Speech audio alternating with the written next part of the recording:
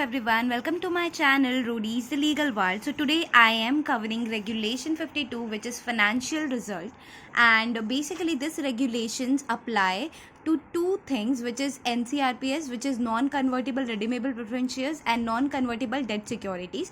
So on that purpose, NCRPS and NCDS Regulation 52 has been effected. Let's see what does it say. Since this is very vast and this is all theoretical, I have come up with one suggestion. Let's see if that works out in your case. Okay, financial result. सबसे पहले बेटा regulation 52 क्या बोलने की कोशिश कर रहा है. रेगुलेशन 52 बोल रहा है मैं फाइनेंशियल रिजल्ट हूँ, और मैं किसके केस में हूँ, तो मैं दो लोगों के केस में हूँ, NCRPS हो या फिर NCDS हो. इतना समझ में है. सेकेंड क्या बोल रहा है कि अगर आपको आप ऑडिटेड या फिर अनऑडिटेड फाइनेंशियल रिजल्ट दे रहे हो स्टॉक एक्सचेंज को हाफ ईयरली बेसिस पे, तो आपको कब देना पड़ेगा. विद इन 45 देना पड़ेगा of end of half year. First thing, इसमें अगर नहीं है आपको देना ही पड़ेगा. तो सबसे पहले क्या बोलने की कोशिश कर रहा है कि जैसे कि अपना हाफ ईयर कंप्लीट हो रहा है, आपको क्या करना पड़ेगा. हाफ ईयर मतलब बिजनेस हाफ ईयर, तो हाफ ईयर कंप्लीट हुआ, आपको क्या करना पड़ेगा. विद इन 45 डेज आप ऑडिटेड फाइनेंशियल रिजल्ट दे रहे हो या अनऑडिटेड दे रहे हो, दोनों चलेगा. डिड आई से कि आपको हाफ ईयरली में ऑडिट करा के देना पड़ेगा. मैंने ऐसा तो नहीं कहा. मैंने बोला अनऑडिटेड दो या ऑडिटेड दो, देना तो दोनों पड़ेगा. और दोगे कब. हाफ ईयर खत्म होने के 45 डेज के अंदर अंदर आपको ये रिपोर्ट सबमिट करनी है. समझ में आया इतना. फाइनेंशियल रिपोर्ट सबमिट करनी है. उसने बोला ठीक है. फिर बोल रहा है हाफ ईयरली फाइनेंशियल रिजल्ट जो है taken on record by board of directors and signed by MD and ED, executive director and managing director. तो अब ये बोल रहे हैं कि हाफ ईयरली फाइनेंशियल रिजल्ट आप जो दे रहे हो, आप क्या ऐसे ही बना के दे रहे हो मुझे. किसी ने भी बना दिया, उठा दिया, कोई सिग्नेचर नहीं, कोई ऑथेंटिकेशन नहीं, ऐसा चलेगा क्या बेटा. नहीं चलेगा ना. तो आपका जो हाफ ईयरली फाइनेंशियल रिजल्ट है ना, that has to be taken on record by board of directors कि हाँ हम इसको ऑथेंटिकेट कर रहे हैं. यहाँ पर सिग्नेचर है बेटा MD और एग्जीक्यूटिव डायरेक्टर की, तो वो चाहिए हाफ ईयरली रिजल्ट पे. समझ में आया इतना. उसके बाद बोल रहा है कि अगर आप अनऑडिटेड फाइनेंशियल रिजल्ट देने की कोशिश कर रहे हो, अगर आप जो फाइनेंशियल रिजल्ट मुझे दे रहे हो, सबमिट कर रहे हो मुझे, मतलब मैं स्टॉक एक्सचेंज हूँ अभी, आप मुझे अनऑडिटेड फाइनेंशियल रिजल्ट दे रहे हो, तो आप मुझे LRR भी देना. फर्स्टली मैं कौन हूँ, मैं स्टॉक एक्सचेंज हूँ. आप कौन हो, आप कंपनी हो और आप रिपोर्ट बना के दे रहे हो. तो मैं आपसे ये कहना चाह रही हूँ, आप मुझे अनऑडिटेड फाइनेंशियल रिजल्ट दे रहे हो ना, तो आप मुझे LRR भी देना, which is limited review report. यहाँ तक समझ में है. मैं वापस रिवाइज करा देती हूँ. रेगुलेशन 52 फाइनेंशियल रिजल्ट किसके लिए. पहले तो NCRPS एंड NCDS के लिए. ये बोल रहा है बेटा जैसे आधा साल खत्म होगा, मेरे को 45 डेज के अंदर अंदर आप मेरे को फाइनेंशियल रिजल्ट सबमिट करा दो. ठीक है, ऑडिटेड हो अनऑडिटेड हो दोनों केस में चलेगा. आपका जो हाफ ईयरली फाइनेंशियल रिपोर्ट है, that has to be in record as per the record by board of directors and has to be authenticated signed by MD and ED. ठीक है. आप अनऑडिटेड फाइनेंशियल रिपोर्ट दे रहे हो मुझे, मैं stock exchange हूँ, आप अनऑडिटेड दे रहे हो. LRR के बिना तो आना ही मत. लिमिटेड रिव्यू रिपोर्ट लेके ही आना. आप अनऑडिटेड दे रहे हो ना, तो LRR क्यों बोल रहे हो. LRR को लेके आओ. तो ये 2 पॉइंट तो अच्छे से कंप्लीट हो गए. फिर आ जाओ नेक्स्ट पॉइंट पे. If listed entity intimate the stock exchange in advance that it shall submit annual audit financial result with in 60 days of end of financial year, then unaudited financial result for last half year not required to submit LRR. तो LRR की जरूरत नहीं है. समझ रहा है इतना. ये क्या बोलने की कोशिश कर रहा है कि मैं आप लिस्टेड एंटिटी हो, मैं स्टॉक एक्सचेंज हूँ. ये दो चीज़ें अगर आप समझ लोगे तो आपके लिए अच्छा रहेगा. आप लिस्टेड एंटिटी हो, मैं हूँ स्टॉक एक्सचेंज. आप आए मेरे पास, आपने बोला कि स्टॉक एक्सचेंज प्लीज़ मेरी बात सुनो. तो मैंने बोला बोल ले भाई, तू भी बोल ले. लिस्टेड एंटिटी बोल, चल क्या बोल रहा है. लिस्टेड एंटिटी आप मुझे बोलने की कोशिश कर रहे हो. देख मैं ना इतना कंप्लायंस में नहीं जाना चाहता. मेरे को भाई लिमिटेड रिव्यू रिपोर्ट देने का कोई शौक नहीं है. आप एक काम करो, मैं आपको प्रॉमिस करता हूँ कि जैसे ही फाइनेंशियल ईयर खत्म होगा, विद इन 60 days मैं आपको ऑडिटेड फाइनेंशियल रिजल्ट दूंगा. तो आप प्लीज़ ये LRR वाला चीज़ हटाओ ना मेरे यहाँ से. तो मैंने बोला ठीक है फाइन, आप पक्का मुझे दोगे. आपने बोला ठीक है, मैं आपको रिटर्न में लिख के दे रहा हूँ मैं आपको भाई कि मैं with in 60 days of end of financial result audited financial result आपको दूंगा. तो ये LRR वाला सीन मुझे नहीं चाहिए. तो मैंने बोला ठीक है. तो अभी तक हमने कितनी बात करी. अभी तक हमने 3 बात कर ली. आई होप आपको ये याद भी होता जा रहा है साथ में. सबसे पहले क्या हुआ, आप आए मेरे पास, आपने बोला ऑडिटेड अनऑडिटेड दोनों फाइनेंशियल रिजल्ट दूंगा तो चलेगा क्या? मैंने बोला ठीक है, हाफ ईयरली के चलेगा। तो बोला कभी दूँ? मैंने बोला स्टॉक एक्सचेंज, मैंने बोला 45 डेज के अंदर दे, जैसे हाफ ईयर खत्म होगा 45 डेज के अंदर दे। तुमने बोला ठीक है। हाफ ईयरली फाइनेंशियल रिजल्ट जो है ना, अब मैं आपको बोल रही हूँ, जो हाफ ईयरली फाइनेंशियल रिजल्ट है ना, taken on record by board of directors and MDD से साइंड होगा। अनऑडिटेड फाइनेंशियल रिजल्ट है तो एलआरआर लेकर आना। आपने फिर मुझे पूछा कि स्टॉक एक्सचेंज, सुनो ना जरा, अगर एलआरआर मुझे नहीं पढ़ना है यार कंप्लायंस में, आप एक काम करो ना, मैं आपको एनुअल रिपोर्ट देता हूँ, ठीक है, मैं आपको and of the financial year with in 60 days I promise, stock exchange I promise, मैं आपको दूंगा, पक्का दूंगा, आप एलआरआर वाली चीज़ हटा दो। मैंने बोला ठीक है चल ले ले, ये भी तू बेनिफिट ले ले। ये 3 पॉइंट तो हमको क्लियर हो गया अच्छे से। फिर बोल रहा है if listed entity submits unaudited financial result for last half year plus LRR then it shall submit annual audited financial result as soon as the BOD approves it. अब इसका क्या मतलब हुआ? इसका ये मतलब हुआ आपका मूड हो गया चेंज, ठीक है, आपका मूड हो गया चेंज। आपने बोला यार ऑडिटेड देना पड़ेगा विद इन 60 डेज, एक काम करता हूँ ये वाला भी पूछ लेता हूँ ना, ये वाला भी अगर मैं एलआरआर दे दूंगा तो मैं ये वाला कर सकता हूँ क्या? तो आप आए फिर से मेरे पास मुंह उठा के, आपने बोला कि लिस्टेड एंटिटी मतलब मैं, अगर मैं आपको सबमिट कर रहा हूँ अनऑडिटेड फाइनेंशियल रिजल्ट, मैं आपको एलआरआर भी दे देता हूँ, तो फिर मुझे आप बताओ कि एनुअल ऑडिटेड फाइनेंशियल रिजल्ट कब सबमिट करूँ आपके पास? अच्छा क्वेश्चन है। आपने बोला मैं आपको अनऑडिटेड फाइनेंशियल रिजल्ट दे रहा हूँ, मैं आपको साथ में एलआरआर भी दे रहा हूँ, आप मुझे ये बताओ मैं एनुअल ऑडिटेड फाइनेंशियल रिजल्ट कब सबमिट करूँ? मैंने बोला जैसे ही तुम्हारा बीओडी उसको अप्रूव करता है मेरे पास लेके आ जाना। इतना पॉइंट समझ में है बेटा? हमने 5 पॉइंट्स किया है। मैं क्यों आपको ये बार बार रिवाइज कराते जा रही हूँ ऊपर से, क्योंकि बहुत बड़ा है। Can you see this? ये बहुत बड़ा है और ये एग्जाम के टाइम पे याद रख पाना डेफिनेटली मुश्किल है, क्योंकि थियोरिटिकल है, अपने को ये 40 मार्क्स के लिए आने वाला है। तो क्यों इसको नहीं अच्छे से पढ़ के जाना है? Let's study this again. सबसे पहले आप आए, मैडम प्लीज़ आप मुझे बताओ, स्टॉक एक्सचेंज की मैडम हूँ मैं, अनऑडिटेड करूँ ऑडिटेड करूँ? मैंने बोला दोनों कर ले, चलेगा हाफ ईयरली के लिए, लेकिन 45 डेज के अंदर कर लेना। आपने फिर हाफ ईयरली फाइनेंशियल रिजल्ट जो है वो बीओडी के नज़र में होना चाहिए और एमडीईडी साइन करना चाहिए। अनऑडिटेड फाइनेंशियल रिजल्ट है तो एलआरआर मत भूलना, और अगर आप एलआरआर नहीं लाना चाहते हो तो 1 साल जब हो जाएगा, फाइनेंशियल ईयर हो जाएगा, विद इन 60 डेज आप मुझे ऑडिटेड फाइनेंशियल रिजल्ट दे देना, चलेगा, एनुअल ऑडिटेड फाइनेंशियल रिजल्ट दे देना। आपके दिमाग में सूझी मस्ती, आपने बोला मैम मैं आपको अनऑडिटेड फाइनेंशियल रिजल्ट देता हूँ, मैं आपको एलआरआर भी दूंगा साथ में, मेरे को ये बताओ एनुअल ऑडिटेड फाइनेंशियल रिजल्ट कब सबमिट करना है? मैंने बोला जैसे ही बीओडी तेरा अप्रूव कर देगा एनुअल ऑडिटेड फाइनेंशियल रिजल्ट, तुरंत आ जाना मेरे पास। इतना समझ में आ गया? अब हुआ LRR to be prepared by whom. अब मैडम आप मुझे एक बात बताओ, आप कब से बोल रहे हो एलआरआर एलआरआर एलआरआर एलआरआर? आप पहले तो ये बताओ एलआरआर है क्या? मैंने बोला बेटा ये लिमिटेड रिव्यू रिपोर्ट है। तो बोला ठीक है चलो, ये तो मेरे समझ में नहीं आएगी, कानूनी चीज़ें हैं, LRR to be prepared by, लेकिन आप मुझे बताइए एलआरआर बनाएगा कौन? ये एलआरआर आप जो मुझे बोल रहे हो एलआरआर ले आना, कौन बनाएगा? तो मैंने बोला देखो, अगर आप लिस्टेड एंटिटी हो ऑब्वियसली तो स्टैट्यूटरी ऑडिटर बनाएगा लिस्टेड एंटिटी का, लेकिन अगर आप पब्लिक सेक्टर यूनिट हो, कोई आप तो नहीं हो लेकिन आपका दोस्त कोई पब्लिक सेक्टर यूनिट होगा और उसको ये एलआरआर वाली चीज़ है, तो उसको पीसीए भी अगर वेरिफिकेशन कर देता है तो चलेगा, पीसीए भी उसको रिजल्ट को एलआरआर बना देगा तो चलेगा। तो उसने आप बोले मैम मेरे को डाउट आ रहा है। मैंने बोला पूछ। तो बोला मैम आप बोल रहे हो कि एलआरआर स्टैट्यूटरी ऑडिटर बनाएगा, फिर आप बोल रहे हो पीएसयू हो तो पीसीए बनाएगा, ऐसा भेदभाव क्यों? तो मैंने बोला बेटा लॉ में लिखा है ना LRR to be prepared by, अगर आप लिस्टेड एंटिटी हो, आपके कामकाजी चीज़ें बड़े हैं तो एक स्टैट्यूटरी ऑडिटर रखना पड़ेगा आपको, वही आपका कामकाज देखेगा। और as far as public sector unit is concern तो पीसीए को कर लो, क्या प्रॉब्लम हो रहा है? आपको बता दिया ना कौन करेगा, ठीक है। उसने बोला ठीक है। फिर आ जाते हैं नेक्स्ट पे, एनुअल। अच्छा before going ahead with this point, you must all be wondering like कि ये क्या तरीके से पढ़ा रही है मैम आज। बेसिकली मैं आपको सिर्फ और सिर्फ इसलिए इस तरीके से पढ़ा रही हूँ ताकि आपके दिमाग में लॉन्ग टर्म के लिए बैठ जाए, बिकॉज 2-3 बार भी रिविजन हो गया ना इसका तो ये पूरे पॉइंटर्स याद हो जाएंगे। फिर है annual audited financial result to be submitted with audit report and statement on impact of audit qualification if modified opinion and declaration देना पड़ेगा इफ अनमॉडिफाइड ओपिनियन। ये क्या है देखते हैं। तो इधर आ जाओ, मैं रेगुलेशन 33 पे एक बार आपको लेके चलती हूँ। रेगुलेशन 33 क्या बोलता है फाइनेंशियल रिजल्ट का, ईयरली कंप्लायंस वाला, कि लिस्टेड एंटिटी जो है वो सबमिट करेगी स्टॉक एक्सचेंज को annual audited stand alone financial result. ठीक है, समझ में आ रहा है। सब्सिडरी है तो कंसोलिडेटेड कर लो, आपको ऑडिट रिपोर्ट देना है साथ में, ठीक है। आप ऑडिट रिपोर्ट दे रहे हो, अब ऑडिट रिपोर्ट अगर in case audit report with unmodified opinion है, अगर audit report with unmodified opinion है, इसमें क्या बोला है, statement on impact of audit qualification applicable only for audit report with modified opinion. आपको एक और चीज़ सबमिट करें which is statement on impact of audit qualification. अगर आपको कोई ऑडिट क्वालिफिकेशन मिला है तो उससे इम्पैक्ट क्या होने वाला है, और आप विथ मॉडिफाइड ओपिनियन आपकी क्या राय है उस पर।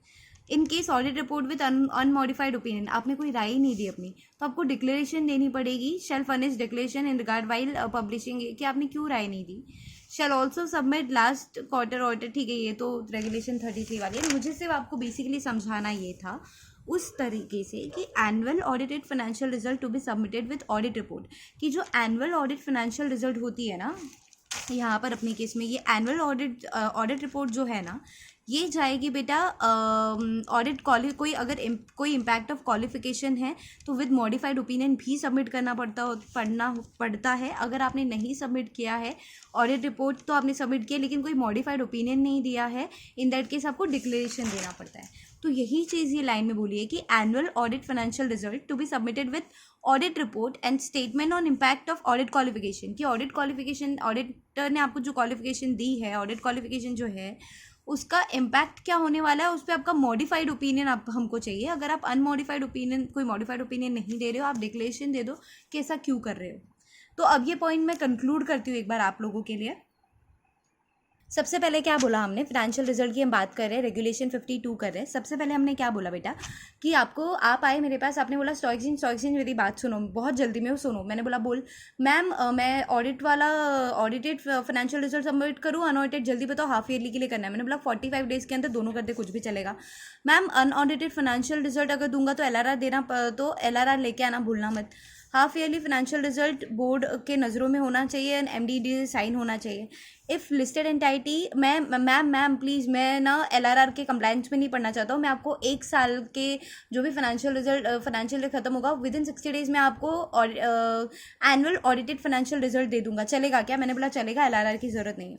मैम मैं आपको LRR भी दे देता हूँ और अनऑडिटेड फाइनेंशियल रिजल्ट देता हूँ और LRR देता हूँ साथ में, तो मुझे आप बताओ कि एनुअल ऑडिट फाइनेंशियल रिजल्ट कब सबमिट करेगा? तो मैंने बोला जैसे ही तुम्हारा बोर्ड ऑफ डायरेक्टर अप्रूव करेगा तुरंत आ जाना मेरे पास। LRR कौन प्रिपेयर करेगा? अगर आप लिस्टेड एंटाइटी हो तो स्टैट्यूटरी ऑडिटर, और अगर आप पब्लिक सेक्टर यूनिट हो तो फिर करेगा PCA।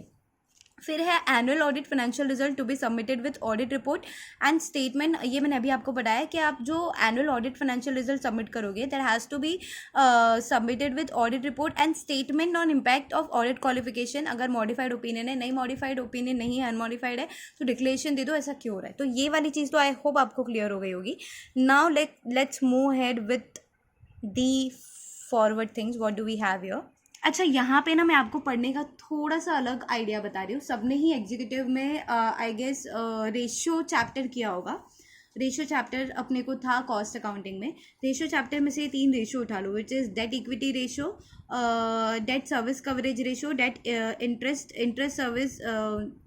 सर्विस कवरेज रेशियो, और एक और है EPS भी है एंड में।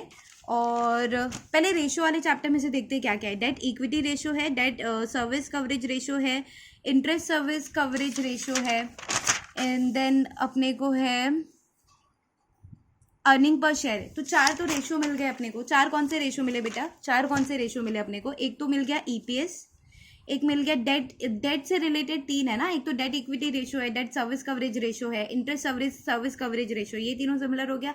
EPS ले लिया तो ये हो गया 4 रेशियो। उसके बाद 2 पॉइंट तो सिमिलर है, which is previous due date of interest dividend repayment and next due date of interest dividend repayment. चलो पहले का ड्यू डेट क्या था इंटरेस्ट डिविडेंड या रीपेमेंट करने के लिए, और नेक्स्ट क्या है वो भी बता दिया। फिर आप अकाउंट से अपने 2 चीज़ें ले लो, net worth and net profit after tax. चलो ये भी ले लिया। उसके बाद आगे आपका credit rating and change if any, and asset cover available if any for NCDs। तो ये मैंने इस तरीके से याद किया। अभी आपके ऊपर डिपेंड करता है आप इसको किस तरीके से याद करोगे। याद होना चाहिए बिकॉज एग्जाम में लिखना है तो ऑफकोर्स याद होना चाहिए। Other disclosure with financial result, मुझे फाइनेंशियल रिजल्ट के साथ डिस्क्लोजर देना है, तो रेशियो कौन सा दूंगा? EPS का दे दूंगा, जो मुझे याद है मैं लिख देता हूँ। डेट सर्विस कवरेज रेशियो दूंगा, इंटरेस्ट कवरेज रेशियो दूंगा, फिर नेट प्रॉफिट आफ्टर टैक्स दे दूंगा, नेटवर्थ बता दूंगा, और क्या बताऊँ, due date, last previous due date and next due date of interest redemption and repayment, ये वाली 2 पॉइंट बोल रही हूँ मैं। नेट प्रॉफिट आफ्टर टैक्स हो गया, ये सारे पॉइंट्स कवर हो गए। एक पॉइंट बचा है क्रेडिट रेटिंग और asset cover available for NCDS, तो ये आपको ध्यान देना पड़ेगा। अगेन ये जो है ना, ये बैंक और एनबीएफसी के लिए रजिस्टर्ड विद आरबीआई के लिए अवेलेबल नहीं है, विच इज़ ये कवरेज रेशियो एंड असेट, जितने भी कवरेज वाले हैं ना वो बैंक और एनबीएफसी के लिए अवेलेबल, मतलब एप्लीकेबल नहीं है। तो आई होप ये भी आपको समझ गया होगा। Other disclosures with financial report, तो क्रेडिट रेटिंग ले लो, डेट इक्विटी रेशियो ले लो, ईपीएस ले लो, कवरेज वाले जितने वो बैंक्स और एनबीएफसी को अवेलेबल नहीं है, एप्लीकेबल नहीं है। फिर net worth, net profit after tax, due date previous year, previous due date and next due date of interest, dividend, repayment, earning per share. I hope इतना आपको याद हो गया होगा। We are doing the next one. अब ये इतना सारा और याद करना है, देखते कैसे होता है ये। अब यहाँ पर एक और बड़ा सा नोट आ गया कि ये जो रेगुलेशन है विच इज़ 52 फाइनेंशियल रिजल्ट वाला, ये रेगुलेशन एप्लीकेबल किसको नहीं है, तो अनसिक्योर्ड डेट इंस्ट्रूमेंट को एप्लीकेबल नहीं है। और listed entity shall submit the info with certificate by debenture trustee, it has taken note of the content, मतलब डिबेंचर ट्रस्टी को लिस्टेड एंटिटी एक सबमिट करेगी इन्फॉर्मेशन विद सर्टिफिकेट। अच्छा, listed entity shall submit the information with certificate by debenture trustee that has taken a note of the content। Basically listed entity जो है वो stock exchange को report देगी about this. फिर है additional disclosures for एनसीआरपीएस। अभी ये एडिशनल डिस्क्लोजर्स क्या है, इसके पास जाते हैं। अभी एडिशनल डिस्क्लोजर क्या जाएंगे, तो profit for half year and cumulative, इसको आप ना कहीं अपने बैलेंस शीट से जोड़ लो। फ्री रिजर्व है on end of half year, then securities premium है, इसको ऐसे ही याद कर सकते हो। और there is no other way you can, सच्ची मतलब there is no other way, there is no logic in what we are doing right now. If there would have been a logic I would have clearly stated it, but there is no logic, no straight logic behind what we are reading. So additional disclosures for NCRPS, non convertible redeemable preference shares को कोई additional disclosures भी देनी पड़ते with regards to their financial statement under regulation 52। तो उन लोग को अपना profit for half year and cumulate, देखो ना, आप मुझे एक बात बताओ, आप फाइनेंशियल रिजल्ट दे रहे हो तो आप क्या प्रॉफिट नहीं बताओगे? आप फाइनेंशियल रिजल्ट दे रहे हो कि आपका फ्री रिजर्व नहीं बताओगे, कि आप सिक्योरिटी प्रीमियम नहीं बताओगे? तो बताओगे ना, तो यही चीज़ें थोड़ा रिलेट करके पढ़ना पड़ेगा। इफ़ रिडेम्पशन विथ प्रीमियम है तो ही अगर आप रिडीम कर रहे हो प्रीमियम के साथ तो आप सिक्योरिटी प्रीमियम बताओगे। Track record of dividend payment, if dividend deferred disclosed actual date, आपने if dividend deferred disclose actual date, आपने एक्चुअल डेट के हिसाब से डिविडेंड पेमेंट नहीं किया, तो ट्रैक रिकॉर्ड बताओ प्रॉफिट का, या फिर डिविडेंड ट्रैक रिकॉर्ड बताओ डिविडेंड का और रीपेमेंट का, या डिविडेंड पेमेंट क्या किया आपने उसका ट्रैक रिकॉर्ड बताओ। Branches of covenants note along with half yearly financial result, submit statement of material deviation, कोई मटेरियल डेविएशन हो रहा है उसको भेज दो। पब्लिश करो फाइनेंशियल रिजल्ट एक न्यूज़पेपर में, इंग्लिश न्यूज़पेपर में, within 2 days of board meeting का कंक्लूजन। जब से बोर्ड मीटिंग का कंक्लूजन हो रहा है वहाँ से 1 दिन 2 दिन के अंदर अंदर आपको क्या करना पड़ेगा, तो आपको पब्लिश करना पड़ेगा financial result in 1 English newspaper. मैं आपको एक बार फिर से गो थ्रू करा देती हूँ, आई होप इस बार आपको याद हो जाए। आप आए मेरे पास, आप लिस्टेड एंटिटी हो, आप बोले मैडम ऑडिट करूँ कि अनऑडिटेड की ऑडिटेड फाइनेंशियल रिजल्ट दूँ आपको। मैंने दोनों चलेगा बेटा, 45 days from end of the half year दे देना। आपने बोला ठीक है। मैंने बोला देख भाई, taken on record by the board of director, जो तुम फाइनेंशियल रिजल्ट मुझे दे रहे हो that has to be taken on record by the board of director, signed by MD या फिर ईडी। और अनऑडिटेड फाइनेंशियल रिजल्ट दे रहे हो तो एलआरआर मत बोलना। अब आए मेरे पास, बोला मैम मेरे को एलआरआर नहीं देना है, मैं एक काम करता हूँ, मैं एक अनऑडिटेड फाइनेंशियल रिजल्ट देता हूँ आपको, लेकिन financial result financial year and होने की 60 days के अंदर अंदर दे दूंगा, चलेगा क्या? मैंने बोला ठीक है। फिर आप आए, बोलते हो कि मैं अनऑडिटेड फाइनेंशियल रिजल्ट देता हूँ और मैं आपको एलआरआर भी देता हूँ, लेकिन आप मुझे बताओ एनुअल ऑडिट फाइनेंशियल रिजल्ट कब दूँ? तो मैंने बोला जैसे आपका बीओडी अप्रूव करेगा तब दो। फिर मैम बताओ ना ज़रा एलआरआर कौन बनाएगा? तो मैंने बोला अगर आप पब्लिक सेक्टर यूनिट हो तो फिर पीसीए से आप पीसीए बनाएगा तो चलेगा, अगर आप लिस्टेड एंटिटी हो तो स्टैट्यूटरी ऑडिटर को बनाना पड़ेगा। फिर आप बोल रहे हो, फिर एक चीज़ है जो इम्पोर्टेंट है कि annual audit financial result to be submitted with, आप जो एनुअल ऑडिट रिपोर्ट सबमिट कर रहे हो, आप जो ऑडिट रिपोर्ट एनुअली मुझे सबमिट कर रहे हो, that has to be accompanied with audit report and statement on impact of audit qualification if modified opinion. नहीं है मॉडिफाइड ओपिनियन, अनमॉडिफाइड है तो फिर डिक्लेरेशन दे दो। फिर हम आए इतना पढ़ने के बाद कि other disclosures with financial result क्या आ जाएंगे। मैंने बोला कवरेज रेशो वाला 3 रेशो हो, याद कर लो, interest service coverage ratio, debt service coverage ratio and एक एसेट कवर अवेलेबल है फॉर एनसीडीएस। ये तीनों पे तो बैंक एनबीएफसी नॉट एप्लीकेबल है। फिर आगे आप अपना credit rating and changes if any. फिर आगे डेट इक्विटी रेशो। फिर पीछे हमने पढ़ा था not PAT profit after tax पढ़ा था, नेटवर्थ पढ़ा था, फिर पढ़ा था ईपीएस, फिर पढ़ा था previous due date and next due date for repayment, dividend and interest. ये पढ़ने के बाद हम आए, फिर हमने बोला कि ये रेगुलेशन जो है ये एप्लीकेबल ही नहीं है, किसको, अनसिक्योर्ड डेट इंस्ट्रूमेंट को एप्लीकेबल ही नहीं है। फिर लिस्टेड एंटाइटी स्टॉक एक्सचेंज को क्या देगी, listed entity shall submit the information with certificate by debenture trustee.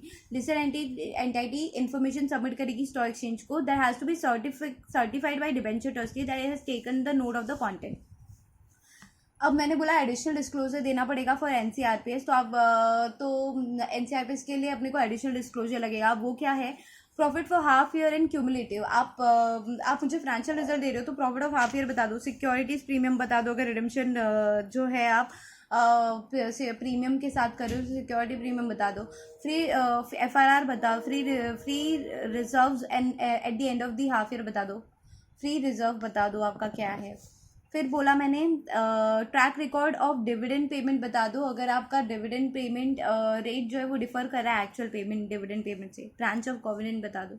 Note along with half yearly financial result submit statement of material deviation if any, और आपको एक न्यूज़पेपर में within 2 days of board meeting conclusion आपको financial result जो है वो आपको submit करना पड़ेगा। So I hope it was useful for you. For any such videos, subscribe my video and stay tuned and give your exams all the best.